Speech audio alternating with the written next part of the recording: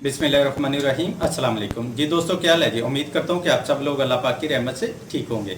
आज की जो टिप मैं आपको बताने जा रहा हूँ वो मर्दों औरतों सभी के लिए यकसा मुफीद है और ये आपको हमेशा जवान रखेगी और इसके साथ साथ आपकी स्किन जो है वो हमेशा के लिए टाइट रहेगी।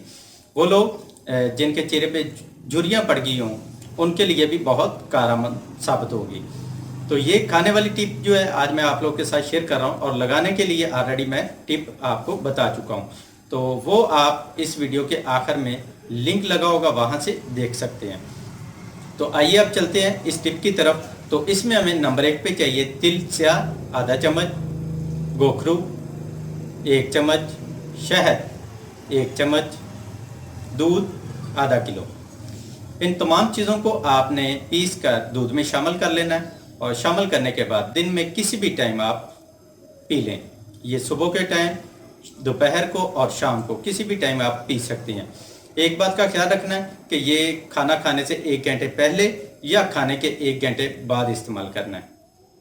तो ये थी आज की छोटी सी वीडियो। उम्मीद करता हूँ कि आपको पसंद आई होगी। वीडियो अच्छी लगी है तो लाइक करें, अपने दोस्तों के साथ शेयर करें। तो मिलते हैं एक नेक्स्ट वीडियो में, तब तक के लिए इजाज़त दें। अपनी दुआ में याद रखिएगा और अपना ढेर सारा ख्याल रखिएगा। अल्लाह हाफिज़।